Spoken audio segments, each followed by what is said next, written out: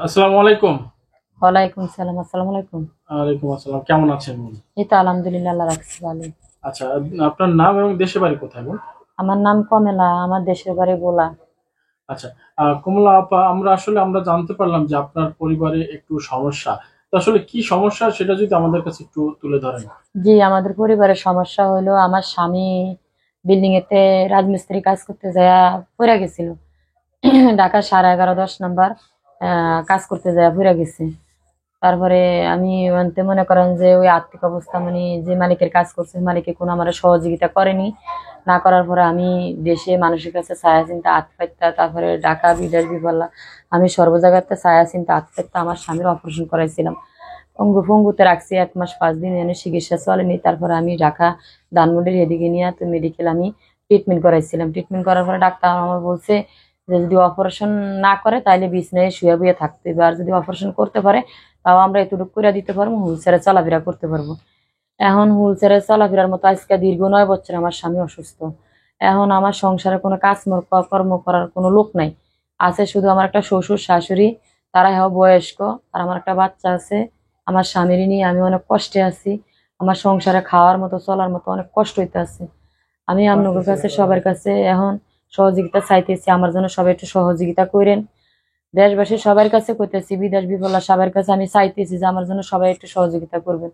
আমার স্বামী এখন মানে চলার মতো কোনো ইয়া নাই, মাজার থেকে নিচের দিকে সব। আমার স্বামী অবশ, কোনো চলাফেরা করতে পারে না। হুইল চেয়ারে যদি বসাইয়া দিই বিকাল বিকাল এই 4টার দিকে বসে, হয়তো 2 ঘন্টা 3 ঘন্টা বসে, মানুষের কাছে থেকে 2-4 টাকা ছায়া চিনতে একটু আনে। তাও আমার দিয়ে ইয়া দিয়ে সংসার চালাতে অনেক কষ্ট হয়ে যায়। আমি একবেলা খাইতে পারলে আরেক বেলা খাইতে পারি না, আমার বহুত কষ্ট হয়। এখন আমি আপনাকে সবার কাছে মানে সহযোগিতা চাইতেছি, যেভাবে হোক আপনারা আমার একটু সহযোগিতা করেন। আমার 5 জন পরিবার নিয়ে আমার অনেক কষ্ট হইতেছে, আপনারা সবাই আমার জন্য একটু সহযোগিতা করেন। আচ্ছা, এই যে আপনার হাজবেন্ড আজকে 9টা বছর চিকিৎসাধীন অবস্থা, আসলে এই এত ব্যয়বহুল খরচা কে চালাচ্ছে? এই ব্যয়ফোন খরচা কেউ চালাইতে পারছে না। মানে আমার একটা শ্বশুর ছিল বয়স্ক, সে মনে করেন আমার স্বামী তো দীর্ঘ আজকে 9 বছর কোনো বসতে পারে না, বসতে গেলে ভাষায় মানে গা ফরসা হইয়া তার অপারেশন টপারেশন লাগবে অনেক কিছু, তার শরীরে এই হিসাবে কিছুই নেই। অনেক অপারেশন করা আছে, পায়ের থেকে শুরু করে পুরা মাজা পর্যন্ত, আবার ফিটের থেকে শুরু করে ফিট পর্যন্ত। দর্শক, আমরা একটু আপনাদেরকে দেখাবো যে তার হাজবেন্ড পাশেই আসলে শোয়া আছে, এবং এই বোনটির কাছ থেকে আসলে শুনছিলাম তার হাজবেন্ডের বিষয়গুলো। তো আমরা সরাসরি তার কাছে একটু চলে যাব। আসসালামু আলাইকুম। ওয়ালাইকুম আসসালাম। আসসালামু আলাইকুম। ভাইজান, আপনি তো উঠতে পারছেন না। জি না ভাইয়া, আমি আজকে এই 9 বছর ভাই বিছানায় ভাইয়া। আচ্ছা, আচ্ছা, একটু বলবেন যে আসলে শুরু থেকে কিভাবে ঘটনাটা ঘটলো? ভাইয়া আমার মনে করেন যে এই পরিবারটা চালানোর জন্য মনে করেন যে যখন আমি 9 বছর আগে আমি রাজ ডিমান্ডের ভাইয়া কাজ করি, রাজমিস্ত্রি।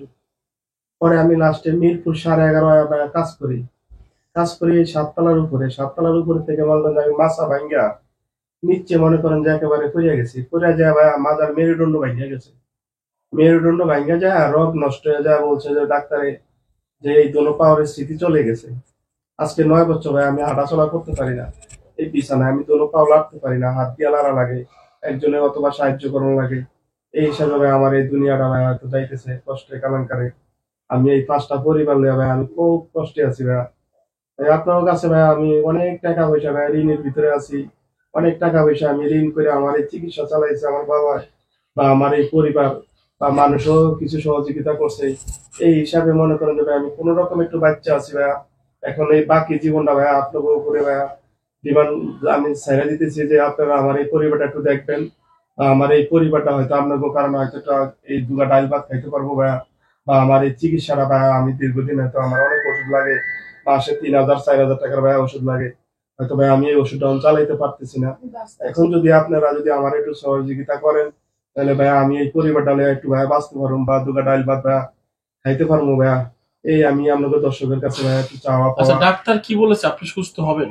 জি না ভাইয়া, ডাক্তার ডাক্তারে বলছে আমার সুস্থ হওয়ার কথা বলে নে যে আপনি যতদিন বাচ্চা আছেন ততদিন এই 3-4 হাজার টাকা প্রতি মাসে ওষুধ লাগবো।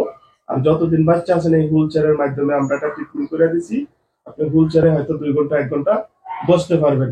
আর নইলে সারাক্ষণ এই বিছানায় বেডে শুয়ে থাকা লাগবে। এই আর দর্শক, কি। আমরা শুনছিলাম এক ভাইয়ের জীবন গল্প। আসলে এটা গল্প না, এটা দুর্ঘটনা বা যাই বলেন আপনারা।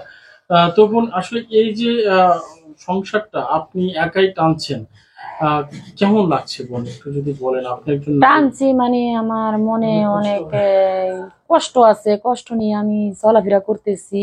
আমার চলার মতো মানে অনেক কষ্ট হয়ে যায়, অনেক কষ্ট করে আমি সংসার চালাইতে হয়। হয়তো আমি একবেলা রান্না বাড়া করে খাওয়াইতে পারলে ফ্যামিলিগত মানুষের, দ্বিতীয়বার আমার অনেক কষ্ট হয়ে যায়। আমি অনেক কষ্টের ভিতরে আছি। আচ্ছা, আপনার সংসার, সন্তান এবং আপনার হাজবেন্ড, আসলে বাসা ভাড়া এরকমের ঢাকায় যদি না থাকা লাগে, দেশ গ্রামে কিছু আছে আপনাদের? জি না, আমার দেশ গ্রামে কিছুই নেই, আমার ঘর বাড়ি মনে করেন যে কিছুই নেই। আমি দেশ বাড়ি সব খুয়ে স্বামীর পিছে, আমার একটা ঘর বিটা ছিল সেটাও আমি বিক্রি করছি করে, আমি স্বামীর কাছে ছায়া স্বামীর পিছে অনেক টাকা পয়সা ব্যয় করে তার পিছে চাইছি তারে, মানে হুল ছেড়ে বসার মতো তারে ইয়া করে দিচ্ছি, যে যে ঘন্টা একটু 2-1 ঘন্টা যে উঠটা হুল ছেড়ে বসতে পারে। আর যদি ওই অপারেশন না করাইতাম তাহলে তো মনে করেন যে আর হুল ছেড়ে উঠটা বসতে পারতো না। সে সারাক্ষণ বিছনে গড়াগড়ি করে হয়তো থাকতে হইতো। তার কষ্ট হইব বিধায় মনে করেন যে আমার ঘর বিড়ারও আমি বিক্রি করছি কইরা, তারপর আমি স্বামীর ট্রিটমেন্ট করছি। এখন আমি ওই নিয়ে আমি অসহায় মনে করেন আমি ঢাকা শহরে এখন আইছি, তাও আমি বাড়িওয়ালার কাছে অনেক ইয়া টিয়া করে রিকোয়েস্ট টিকোয়েস্ট করে আমি এখন থাকতেছি। কিবা আমি অর্ধেক রুম ভাড়া দিতেছি, আবার অর্ধেক বাড়িওয়ালার কাছে কান্দা কাটটা বলছি যে ভাই আমার যেমনি একটু ছাড় দিবেন, আমার সংসার চলার মতো কেউ নেই, আমার কাজকর্ম করে খাওয়াবো কেউ নেই, আমি অনেক অসহায় হতে আছি। তাই বাড়িওয়ালা আমার কাছে অর্ধেক ছাড় নিছে আর হয়তো হালকা পাতলা কিছু নিতেছে, এভাবে আমি চলতেছি খাইতেছি। যাই হোক, আল্লাহ পাক বাড়িওয়ালাকে অনেক দানশীল করুক, দেশকে যেন এরকম দান করতে পারে, অসহায়দের পাশে থাকে।